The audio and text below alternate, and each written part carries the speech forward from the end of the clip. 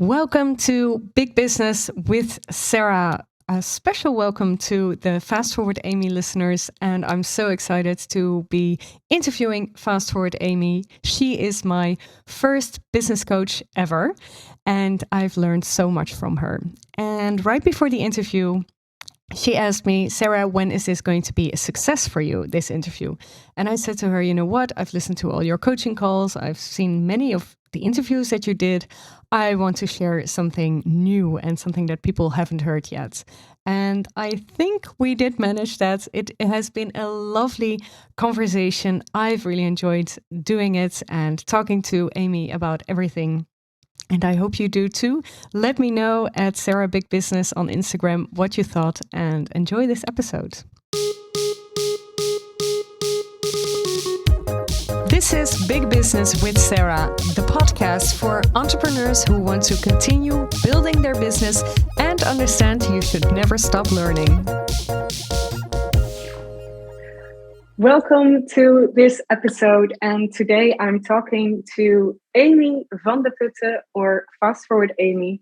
She is 29 years old. She lives in Belgium in a mansion with a swimming pool. She loves to work out a lot, and she turned from a fitness coach to an online business coach. And she is the owner of an online community called Alfa Women.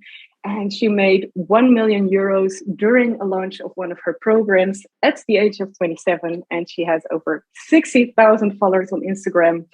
I followed both of her programs last year and grew immensely as an entrepreneur and as a person working with her. And now she is here in my show. Welcome, Amy. Hello, hello. Thank you so much for having me. I'm very excited to be here. Yes, me too. And I'm so glad that you a little bit pushed me to invite you. You said, yeah, let's do it. And I was so happy with that because I wanted to. And because you asked, that's why we're here. So thank you also for that. So I just introduced you. Do you maybe want to add something to this TikTok queen, perhaps? I just actually had a 30-minute meeting sitting down with my marketing team outside, drinking a coffee. And I was like, guys, I'm stuck with my content. I'm running into a process where I can see that there is a bottleneck in every phase of our content creation. You know, one of my things I really pride myself on is consistency. And I've noticed that in the marketing department, I keep bumping into the processes that keep me from creating even more content because I know maybe the subtitles won't be correct or maybe the cover isn't there. So I was just brainstorming with them on how we can fix that because I love creating things. So my mission is to help people towards financial independence. And my content helps people do that. My coaching helps people do that because I know I get to inspire and educate. And when that creation process gets into a danger zone, I know it's time for me to always revisit things. And I think that's kind of the beauty of entrepreneurship. You're never done. You always get to keep on learning. And one of my guiding principles is that the moment you think you know it all is the beginning of the end. You never know it all. You always got to keep on learning. Exactly. And I think that's also so inspiring. And also it was your content that got me into your coaching. So please do keep on going with that. And very curious what's going to happen next. So what is the takeaway from the meeting today? What was something that helped you? Yeah, it's a process problem. So as you know from my programs, we work with an elevator life cycle, which is 7 phases to create a project or something. And basically you have a plan phase, an analyze phase, a decide phase, a creation phase, an implementation phase, and a testing phase, and an optimizing phase, which are always the 7 steps we go through. And we were just like, what's the problem? Is that no one can do the subtitles? Is it that no one can come up with the content? And I was just standing in the bathroom applying my makeup for this. And I just yelled at them. I'm like, guys, we just have a process problem. The entire process is a problem. So now we get to fix that. The takeaway is we just need to streamline it because this is really easy for me. I get interviewed. I know, it's your thing. My work is done after this. But I think we often want to do things, but we just don't know what the next steps are, which is why we don't get around to doing it. It's the same as with the gym. Consistency is the name of the game. And I was talking to my trainer this morning about the fact that I'll be going to Italy for about a month this summer. I do that every year. I just pack up and go. and the gym in the hotel is closed, but I work out 4 times a week and I want to keep on doing that. And there are no gyms nearby. And as I was doing my pile of twists, I was just telling her, like, I need this to be as frictionless as possible so that I can just wake up and at 8 a.m. do my workout like I do it at home with all of my equipment. So how can we make this as frictionless as possible so I get to do it? Because when things get too difficult, then you just don't do them. Yeah, that's true. You know what also really helped me is in those different phases. I was afraid that maybe you're going to ask me what those phases were, because I don't know them yet. But I mean, when you're saying them, of course, I remember. But what I like about that life cycle is that it makes you kind of cut up tasks. So first having that idea, then thinking of how to process it, and then actually write the process instead of just doing everything at once. Yeah, exactly. Yeah, which is a really big difference, because a lot of people think, so one of my other core principles, already we have a theme for this chat, is that we like to batch things. And a lot of people think, batching means you work on the same thing at the same time. But batching actually means working in those phases. So for me, batching means on Mondays, I make a lot of decisions. And on Tuesdays, I do a lot of creation.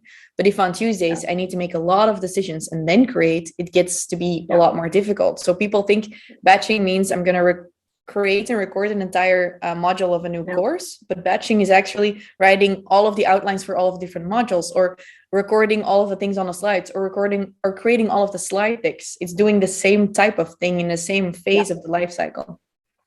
Thank you for clearing that up. And that's exactly, also for my listeners, that's exactly, I love that actually. And also, I mean, this podcast recording is different, but also because of you, I am batching my podcast episodes in one day. So writing the content first on one day and then recording on the other day, and then editing. Luckily, I have help in that, because I'm, I know that I'm stuck in that process, and I'm the worst in that, and then uploading and everything. So that has really helped me as well. So that's so great. I do it with my podcast too, because I have my own podcast, the Fast Forward Amy Show. We're currently, I think, at episode 135. And I've never missed a Tuesday ever since launching the podcast. And, I deliberately launched my podcast on a Tuesday because I knew back then I was all alone in my business. And I thought I'm always going to mess it up. And on Mondays or the day before the launch, I will always still have to do stuff, because I used to do everything myself.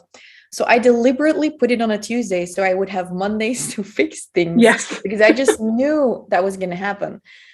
And I knew otherwise my Sunday is just going to be not such a family day. And then at a certain point, you kind of get sick of it. You're like, okay, but every Monday I'm stressing out the podcast. What if you get sick? What if you need to travel? And then I decided, okay, this needs to change. And then I went to full recording days for my podcast. And now I'm at 1/2 day a month. I record my 4 podcasts for the upcoming month, for example. It's kind of we tend to record 4 in 1/2 day. But today, for example, we had a half day this morning and we finished at 1:15 and we only had 2 episodes. So then the process then we need to switch things up. Yes, I get it. Well, looking forward to hearing those episodes. I cried, actually. Oh! Yeah, I think by the time this episode airs, they will be out. It's about, the title is basically How I Got Rich. Which is funny. It's my 10-year not so overnight success story. And I actually had to stop in the middle of a recording. I was like, let's turn this into a part 2, because I was just talking and talking and talking. So So I had another question prepared, but now that you're talking about this, because there was something that I'm very curious about that I didn't have the chance to ask you yet. So you're talking about your 10 years path to success, or at least where you are right now. And you pivoted from fitness coach, because my coachees are also people who are probably pivoting in one way or another, maybe not as drastically as from one profession to another, but scale their offer and think more in a smarter way in how to serve their clients better. So when you pivoted, was the life and business that you have now already in your mind? It wasn't, and it was. I think subconsciously it was, because I had a lot of clients who had homes with an indoor pool, for example, who had really successful businesses. And I remember coming across an Instagram post that I wrote, I think in 2016 or 2017. It's one of the very first posts on my feed. And you can see me sitting at a laptop in France. And I said, like, $1 million empire doesn't build itself or something. I thought that was funny when I came across that actually for an event where you were. And I was like, oh, I didn't know I wrote that. I didn't know I had that $1 million vision. So I think in my surroundings, because of the books I read, because of the people I had as clients, it was there. But the actions I've taken weren't towards, oh, by that age, I want to make that amount of money. My actions have always been guided by, I want to fulfill needs. It's the same as why I pivoted is I loved fitness coaching. But at a certain point, people kept asking me how I had built my offline fitness business. This was pre-Instagram, social media marketing. And I just started feeling that need. And I started realizing that I liked doing that more than teaching people how to squat. And I was like, oh, so the need is high and I can help really well. And I really struggled with that pivot because it was very typical for personal trainers to become business coaches because they couldn't handle their personal training business. And I didn't want to be the stereotype, but I had actually studied business. I had been doing some type of entrepreneurship thing ever since I was 10 years old. And I remember talking to my kind of like my life and mental coach, Sarah, also a Sarah, about this. And she said, oh, but honey, you don't need to worry about that. You've always been a business coach. You just did fitness coaching for a while. And it was just how I learned how to interact with people on a one-on-one basis really well. I have thousands of hours of experience. I know how to listen to cues, how to make people want to achieve results. And then I became a business coach. But I never had the, oh, I want to be a millionaire by 30 thing. I just knew I wanted to be financially independent and free. And I had this vision of me sitting on a beach, 11 a.m. with a laptop, answering some things from clients, I thought, and then being able to have a really great day. And throughout the past few years, I have seen that vision come to life. The funny thing about visions is they always come to life in a different way than you think, because when you have that vision, you think, oh, just like I have the vision of by the time I have kids, I know I will be sitting at a desk at a beach house and it will be 4 p.m. and I'll be wrapping up writing a book, because by that time I'll be just writing books and I'll go and pick up my kids from school. And I know that vision is not in Belgium. So at a certain point, I'll give you a call when that happens, when I realize, holy moly, I've ended up probably in the exact house I have on my vision board. But the whole location independent vision is the pre-kids version. And I've had moments where I realized, oh my God, I am sitting here. It is 11 a.m. I'm wrapping up work. Here is the beach in the Maldives. It's just not clients I'm answering. It's my team I'm answering. Yeah. So the version is always different. Maybe you got there and it doesn't mean you're not worrying about money. You're still thinking about money, but at least you're doing the thing. So I've experienced that visions always come to life differently than you think they will, but they do come to life. And, that's perfect, right? I mean, it's the same thing as you're setting your income goal. If you're setting your income goal at 2,000 euro, you will probably make 1,600. But if it's at 2 million, you will make 1.6. It's really also about all of that. And I love that. I love that you wanted to share this, because I didn't know. I also, what I also think is, how do I say this? So you were sharing for your launch, for your last, I think it was your BAM launch. You were sharing those trips down memory lane. Yeah. And I'm seeing little Amy with her barbells and and perfect pictures, actually. But I'm seeing a different kind of Amy, and it's not has nothing to do with the clothes you wear, the way you look, but it's just your eyes. And the way you're looking from your eyes is, I don't know if somebody has ever said this to you, but to me, it's very different. And right now you're, how do you say it? Like laser eyeing me very confidently. And before that, it was a little bit more shy Amy. Do you recognize what I'm saying? It's so funny. It's funny because I did do that trip down memory lane. It's actually that day when I recorded or created those stories. I think I even told you, it took me like 6 to 8 hours in total to write the entire text, find all of the photos, and put everything up in my stories. And this morning, the 2 podcasts I recorded is that story that I fully spoke about. So it's funny that we're talking about this. Yeah. And I saw that too. And you know, sometimes I look at those photos and I'm like, oh, your skin is so clear. Right. I saw a photo of 2016 this morning. I was like, oh, your skin looked amazing. But I can also see that person.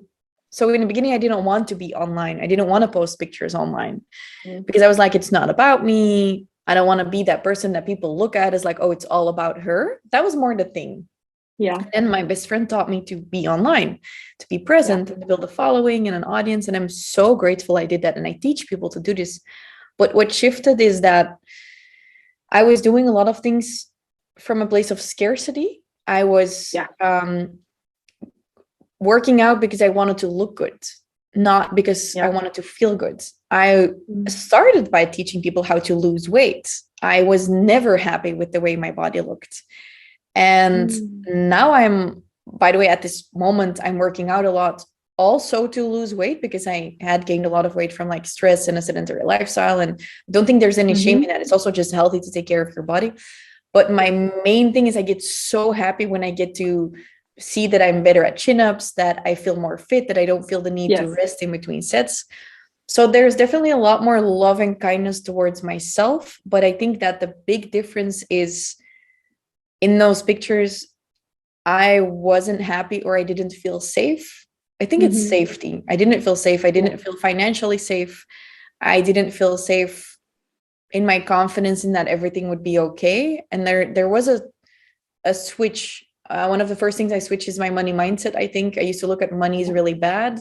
Money is the devil. And I started thinking, if you think money is the devil, then money is going to hate you back. And I started changing that. And I started working with my coach, Sarah.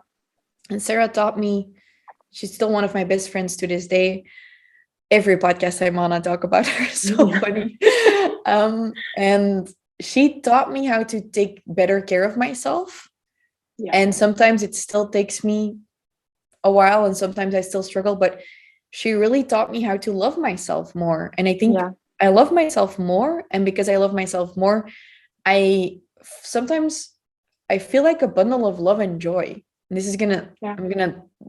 this might sound weird, but I think one of my super skills is bringing people together. I think you've seen this at events in my coaching groups.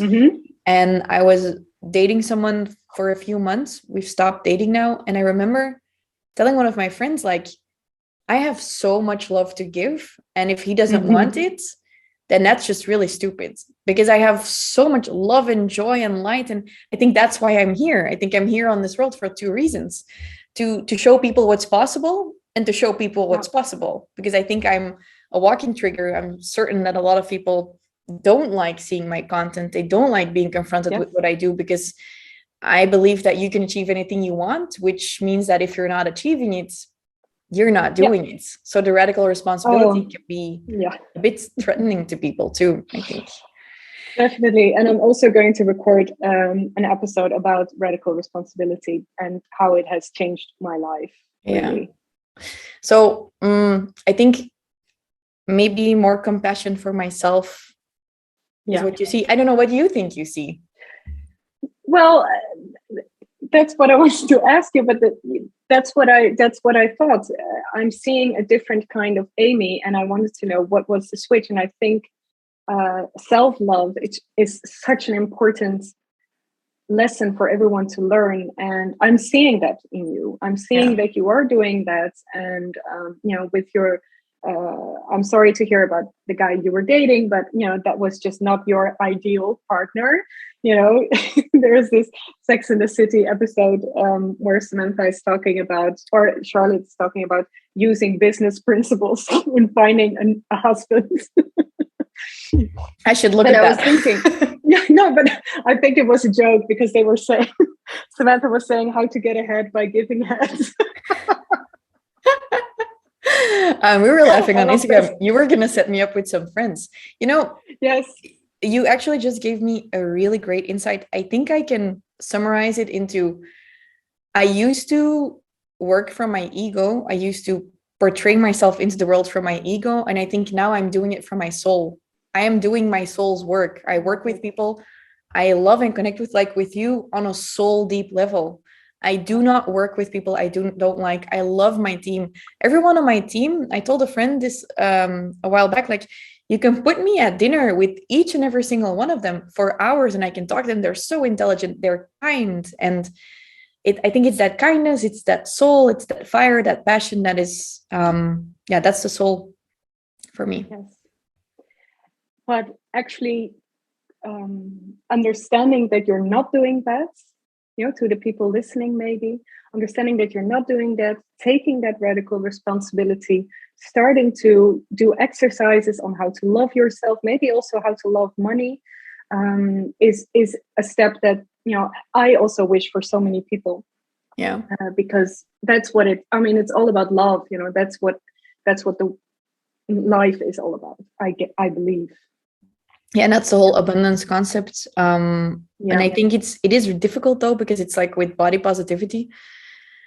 Yeah, I struggle with that sometimes because I think I believe in body neutrality. And I think with loving yourself, it's kind of the same thing. I think we go from -1 to +1, but we want to go from -1 to 1, but you got to go to 0. Yeah. And my friend and I, Jessica, my co-founder of Alfa Women, we have described this as kind of like when you go to a battle, or let's imagine a Game of Thrones world where, like Middle Ages or something, and you go to battle and you want to storm a castle and you want to take it over, or maybe it was yours and someone stole it, and you go to battle and you get defeated and you come back and you're so tired and you're hungry and you're bruised and then like bleeding.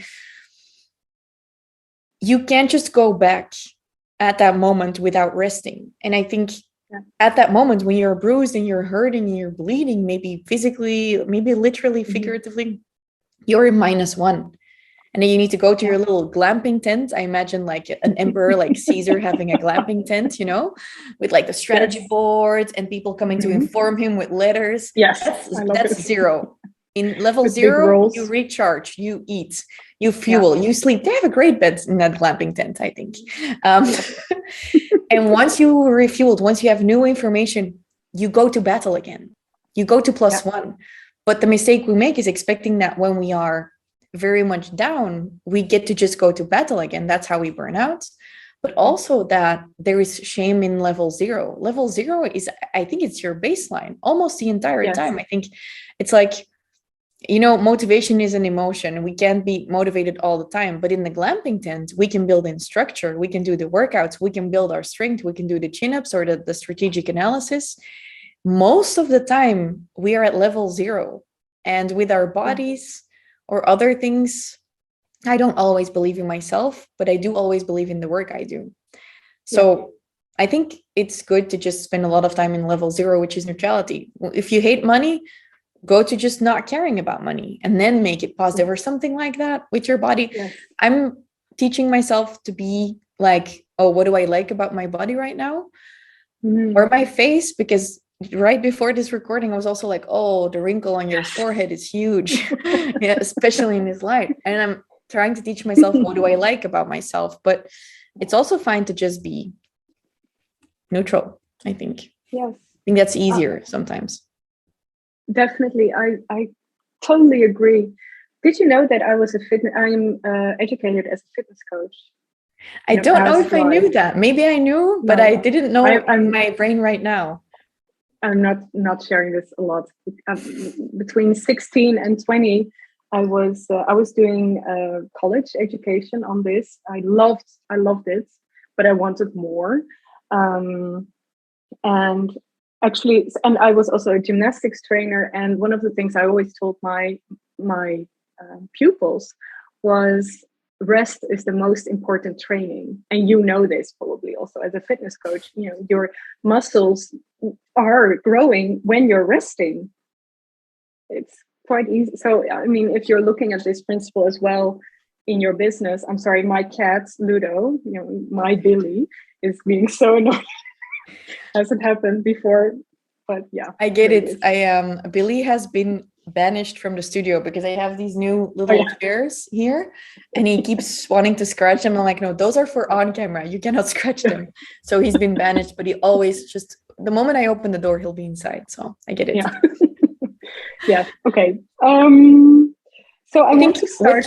What you said is beautiful. There's so much beauty in risk. I was just telling my team this, like, okay, if I want to be creative, I actually told them this morning, I have like 50% dominance and 50% influence and creativity. If we look at like my daily behavior of how I feel, being a CEO full days is too exhausting for me. And I also don't want to just create. I also want to move forward in strategy and decisions. But I told them this morning, like to the two people helping me in marketing, I told them, hey guys, heads up. I feel that I'm getting a little burnt out on the end of like being strong and pulling stuff. So could you guys take this over for me today so I can go into my creative mode? And resting is also, and I told them it's because I haven't slept enough and I haven't had enough white space these last few days, which is my glamping tent. And they were like, okay, cool, we'll do that for you. Thanks for telling us. I'm like, I don't want to be the one making the decisions, looking at the time, being push. I want to just go into, So that's why I was too late in this call, for example. We just were supposed to have a marketing meeting that did not go through because I was talking, and no one stopped me. And then we saw that the time was late. They were like, oh yeah, you told us this. I was like, yeah, this is when I let go of that, someone else needs to take over. So I think the resting also has to do with honoring those different parts of who you are and which energy you want to embrace. Yes. So talking about this, is going to my other question. I don't know if you remember, but in one of your coaching calls, I mentioned, I don't know exactly why we talked about this, but I mentioned that I thought those 6 months programs must be so draining. And you said, thank you for noticing. And I was thinking, okay. And then I thought, in a private conversation or a public conversation like this one, I should ask, what is it like for you to being a role model for about 1,000 coaches right now and your team? And how does it feel, the responsibility, and how do you handle the responsibility? When you ask me right now, when I'm having fun on a podcast, I'm like, it's amazing. It's the flip side of the medal. I think with my coaches, I don't struggle anymore, maybe because I really do truly feel like I have the shit under control that I'm talking about at their level. In general, the whole showing people that they can do anything they want is a double-edged sword, because it means that some people love me for it, and some people truly cannot even stand to watch my stories or coaching calls. And what is the most difficult thing for me in having so much responsibility to coach people is that I do not believe in the American approach where you teach your clients to love you and you're like, love you, babe, love you. I'm always very clear. You notice in my first orientation call of any program, I'll be like, do not DM me, do not voice note me. I will never open your message again.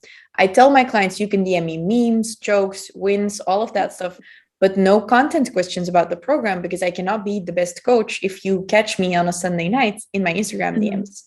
And then I add, and please don't send me voice notes because I will never listen to them again and I won't ever open your messages again. Fun fact, that's because I just think it's too slow. If I could speed it up, I wouldn't have an issue because I like hearing people's voice. It's just too slow. People talk so slowly. And what I struggle with is not in the programs. It's when people leave the program. I have a really hard time saying goodbye. I'm getting better at it. But what tends to happen is people get so inspired by what's possible. They join a program, they learn from me, they start feeling shame at a certain point that they're not doing everything. And when they finish a program, they are happy with what they've done, but they're very hard on themselves because that's what we do in our society. And then there gets to be a point where they'll hate me for a bit and then they'll come back to me. And it is my burden to carry that I get to teach people. And at the same time, it will be like when your parents are really strict with you. Last week, I had a few coaching calls where I was very strict and I told them, you might hate me for this. And I was like, I hope you don't hate me after this call. And I was like, you know what? Go ahead and hate me. It's fine. That's my cross to bear. You can hate me as long as you have your financial shit in order. I was like, hate me all you want, love me all you want. I don't actually care. It's not about my ego. it's about my soul's mission, is that you get to move forward. You can fast forward. That's my mission. But that is the biggest issue with being a role model, is that sometimes you're not a role model. Sometimes you represent everything that people don't dare to believe in themselves. Mm-hmm. And that's hard, because I want everyone to believe in themselves. Mm-hmm. Their selves. I said that wrong. I think everyone got it, but the thing is, when you're saying this, I want to look at this neutral, but I'm also thinking of myself, obviously. And also that part of being very strict to yourself. And I think, well, maybe you do have different, of course, you have different roles, right? A role model, an example, but also a coach, a trainer. Those are actually two different roles. Yes. Yeah, this resonates with me. Yeah, in what way does it resonate with you? Because I think maybe it's a little bit strange I'm saying this, but I am seeing you, I'm seeing you as both, but I'm calling you a role model. And that's quite interesting, but you have been a great coach. But yeah, I actually don't know what to say. I have to think about this. But it might be because our second interview. Yeah, it might be because the way I do things in my programs might be something that you're not just learning from the content, but you're learning from how I do things, and you think that in itself is the best example for you. Yeah. Yes, I think so. And of course I want to do it differently because I have my experience and everything, but yeah, maybe it is. And I just, because I am one of those persons that, we're not working together currently. And do you miss me? Is the true question. Do you miss them? I might, and I'm kind of moving my feet on the ground. A while. I might.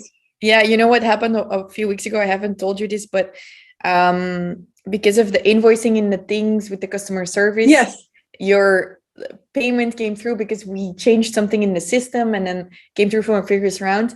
And me and my entire team were like, "Oh my God, yay! She joined the family." We're so happy because we love having you as a client. We also miss you because you're just you fit the soul of the company. And that's also why I think, if I would have more time or more space for new friends, I think we would talk on a daily basis. I'm just not good at maintaining relationships digitally. I already struggle a lot with my brothers who live abroad and all of that. But I think that's why we get along so well. Yeah, it's a whole thing. Yeah, that's interesting. Well, and also that resonated with me. So yeah, we'll talk.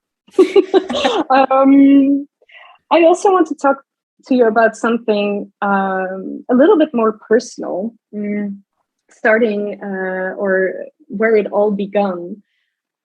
You've been raised in a family of entrepreneurs, or at least your father is the business dad. And I love what you have going on with your father. And my background is completely different. My parents are no entrepreneurs. And I'm wondering how this, growing up in an entrepreneurial family, how this has influenced you as a business owner, and maybe also what you can say to people who haven't been raised in an entrepreneurial family. Is that a problem, or how do you, because you have so many coaches, obviously not everyone is coming from that kind of family. So how do you handle that, and how do you give advice to people? Because I feel you have already such an advance, but actually maybe not. Maybe I'm just making this up. Yeah, it's there's a lot. That's a whole episode I could talk about. So I'm gonna see what the most concise thing to say is. So for anyone listening who doesn't know me, is so I have my company, and under my company I have different brands. So my own company is Bluewell, actually, is what it's called. And I have the FastForwardAmy brand, and I'm the face of that. But I also have the Business Dad brand, which is my dad is actually the face of that brand and the creator. It's all under the production of my company. And aside from that, I also have a second company that I co-founded, Alfa Women. And for example, that's also a brand, Alfa Women. So I basically have 3 brands and 3 podcasts Last November 2021, we were nominated. All 3 podcasts were nominated for Best Business Podcast in Belgium, and one of the podcasts won, namely the Business Dad podcast. And growing up as a child in an entrepreneurial family, if it's in your makeup, the way you are wired, that you are result oriented, that you are very creative, and that it fits the thing, you can learn a lot. And I learned a lot at a young age. I learned from the things my parents did. I learned from the things that they failed at, just like I fail right now every day at certain things. And that gave me an advance. And on top of that, my dad talked to me a lot about the business. And I loved it as a kid. And I was, at 10 years old, I was already selling. I think I was a born entrepreneur, probably. And that fueled a lot of things. And I think probably in a different environment, it probably would have also come out. But that's where nature versus nurture, we don't fully know what happens. But what I do know is that is the reason we created the Business Dad brand, because if you didn't grow up with that, you had no one advising you on how to do your first call with a client. You had no one teaching you to make a mind map for school instead of learning things, just saying them out loud. For example, my parents taught me stuff like that. My mom taught me some public speaking. In the beginning, I was terrified of speaking in front of the class. So there are advantages. There's also disadvantages. For example, the stress that comes with being raised in an entrepreneurial family.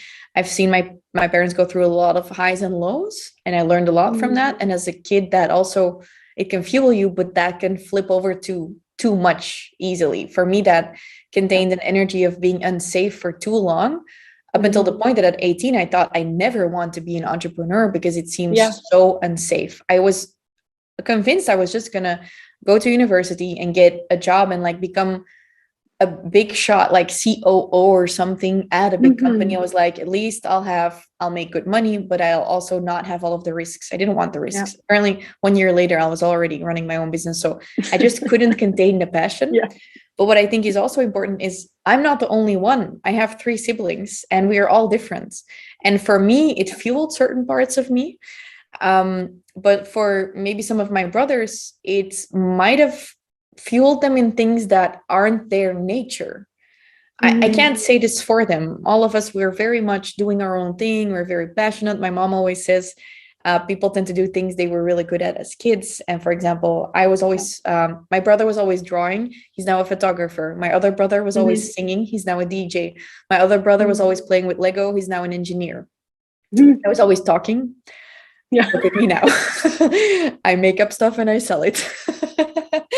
I run 3 podcasts. Love it. But it can also make it so, for example, if you grew up in a non-entrepreneurial family, but you are an entrepreneur, is that you never find the ground to, soak it up and to grow in, because you're not getting watered. Like you're a plant, you're not getting sunlight and water because no one in your environment is like that.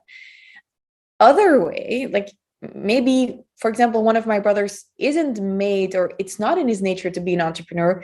It's all he saw. That is also not good. I think it is very important that we always honor the way we're made up. And it's what I just said, that I told my team, like, hey, I'm not made to be full-blown strategy and decisions and pulling all day long. I need sunlight. And I literally, and I mean that figuratively and literally, I told them, can we go and sit outside while I tell you about my challenge I'm facing right now? And I know I need sunlight. I know I perform way better in summer than during winter. Today is as we're recording, I think I can say this, it's the first day of summer. I feel some sort of energetic shift. Summer is my bitch. I will get so much done in summer.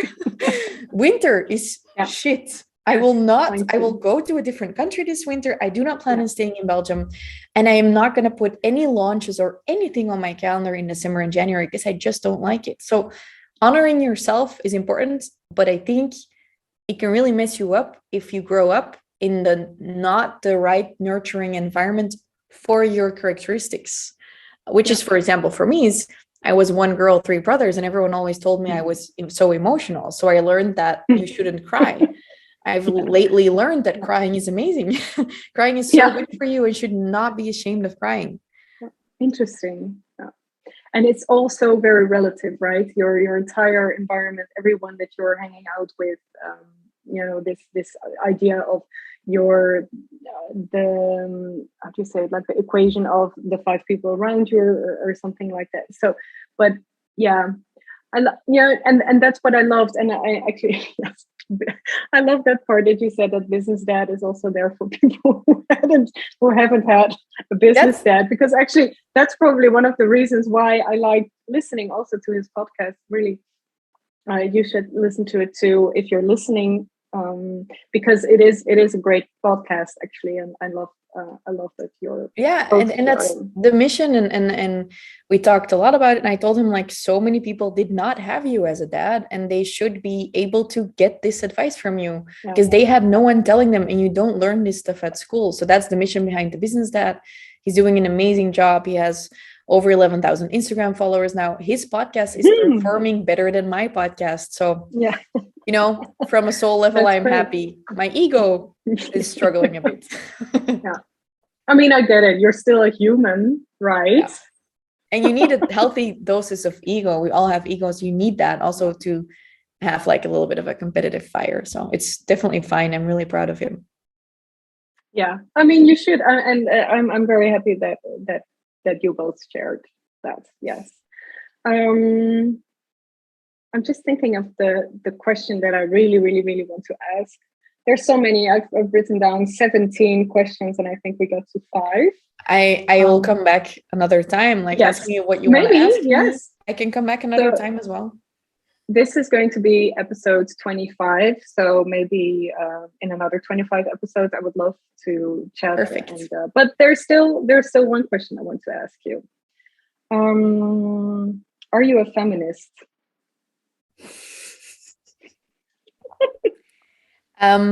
Something not many people know about me is that I don't consume a lot of information. I don't Google things. I don't read many things anymore. I produce a lot.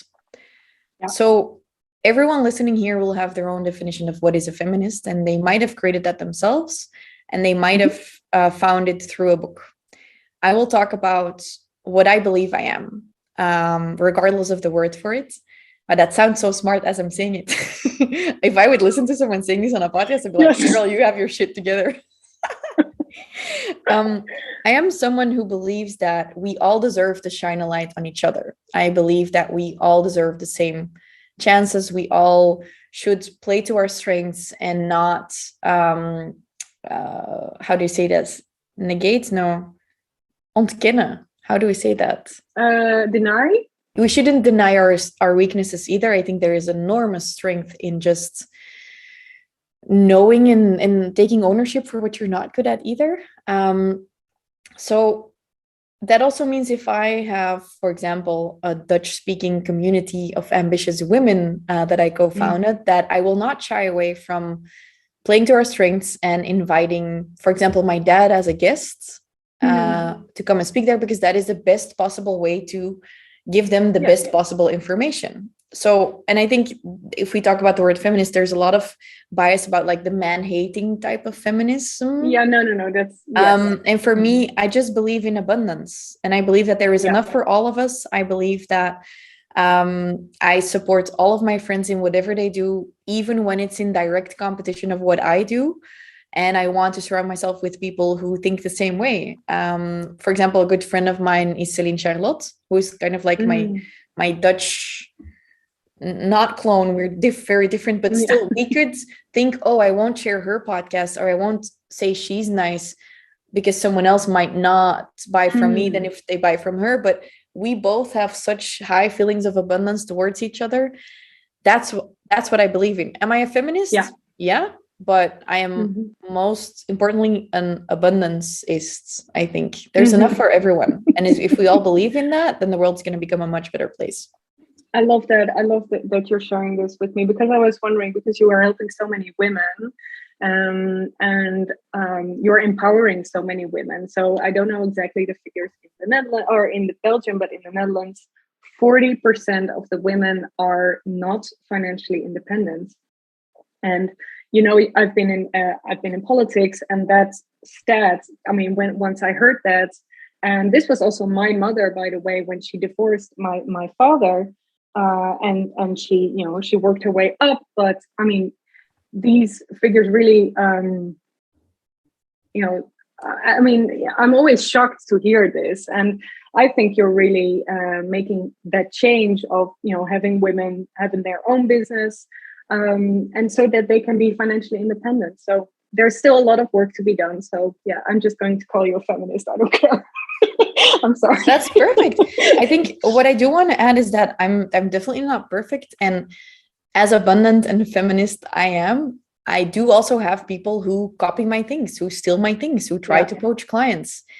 And I try to look at where I want to go and the level I want to play at. And I know that by focusing on that bad behavior, I'm distracting my energy from focusing on where I want to go. But that doesn't mean that doesn't hurt me, or that doesn't trip me up sometimes, or that I don't struggle with the fact that other people might not be as abundant, or that men might not always take me so seriously. Stereotypically, there are more men who don't take me seriously than there are women. So it doesn't mean I don't care, or that I'm all over it. I'm still just a girl. Is sometimes I say, like, I'm still just a girl. I'm still just a human with emotions, and I'm still learning to manage all of that too. And sometimes I'll cry and I feel hurt, but I will always try to, when I, for example, experience a sense of jealousy with someone, I catch that feeling. It doesn't happen a lot, but sometimes it happens. And I'm like, okay, what does that mean that I am missing right now? If I am jealous of her vacation, does that mean I'm not playing enough? Does that mean I am missing joy in my life right now? What is she triggering in me? And I think we can all do a bit more of that, so that we can again take ownership of what we do, how we feel, how we behave and react towards other people. I love that jealousy emotion. I also do not tend to be jealous a lot, but when I do, I also learned 2 years ago or something. I was like, yeah, but this is a sign. I should work harder. I should rethink things. I shouldn't blame others for having a great life. No, I should cheer them on, right? Yeah, so that's exactly. That's what it's about. So really final question. I'm always very curious to your next step, because I love the way you innovate. I love the way you entrepreneur.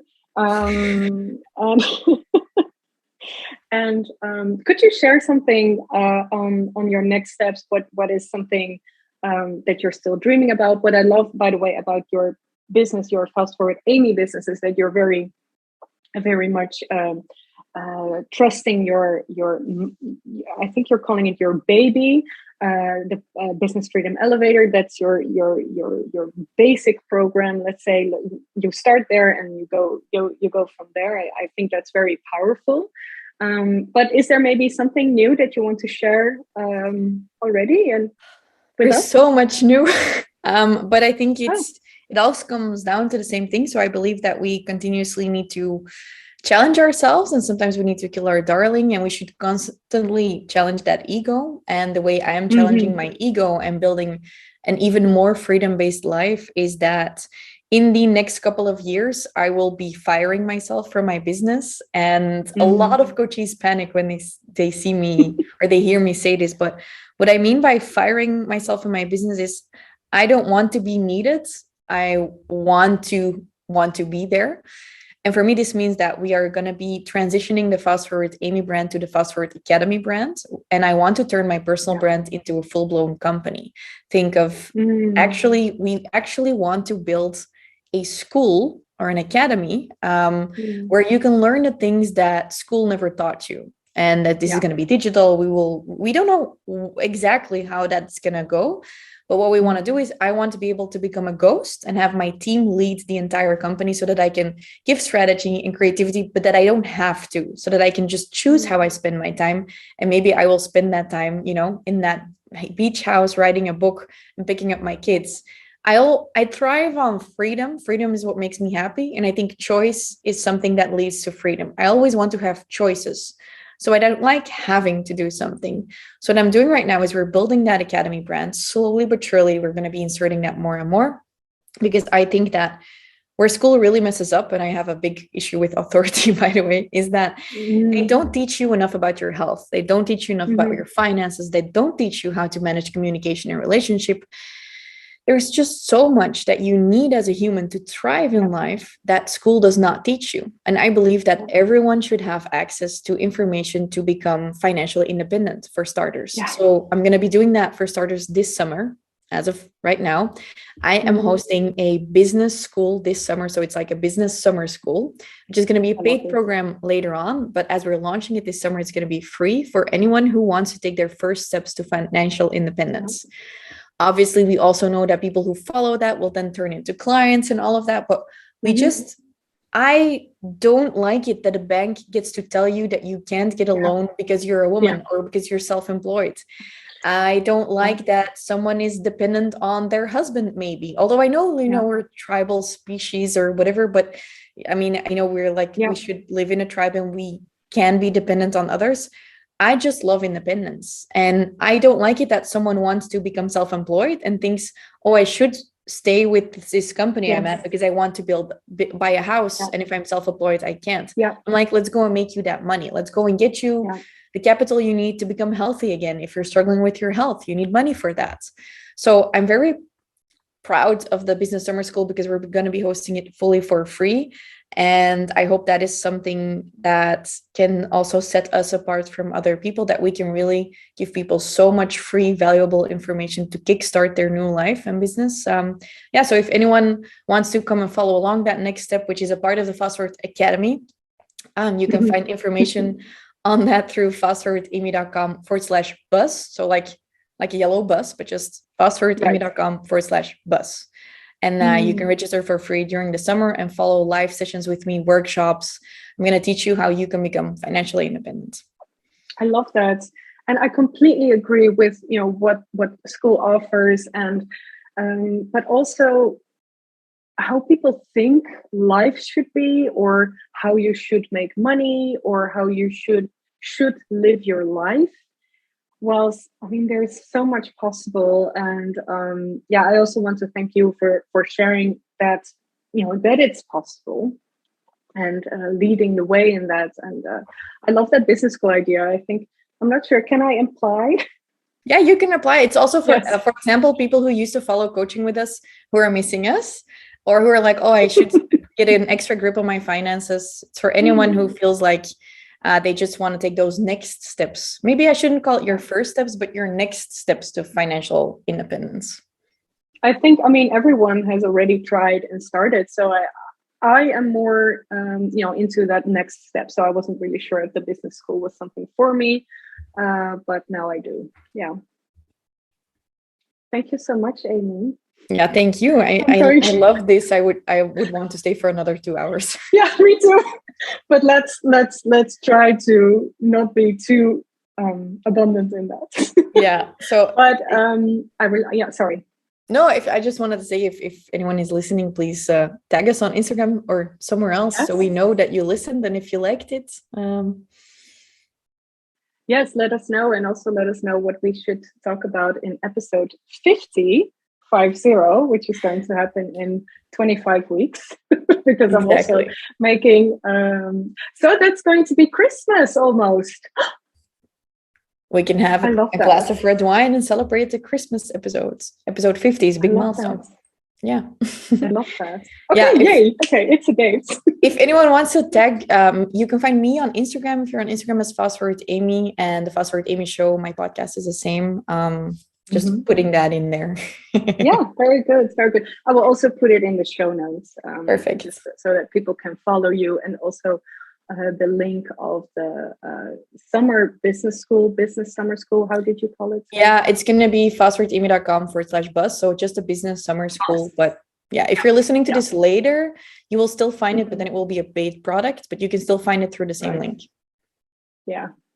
I hope people will listen to this later as well in 5 years' time. Hello, future. I'm sorry, dorking out here. Okay, I love it. Thank you so much, Amy. Thank you so much for listening and for joining. And I am going to say goodbye also to my listeners. So if you want to hang on for just a second, please do.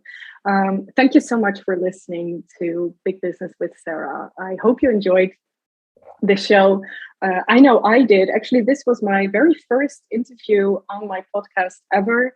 And please do let me know, exactly what Amy is saying when you're listening. Share it with us, but also share with me or with Amy what you thought of the conversation, because we both love to get feedback. So please do. Thank you for listening, and see you next week.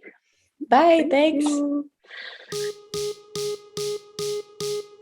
Do you know that feeling when you're on holiday and you're truly relaxed and inspired and you know exactly what to do in your business?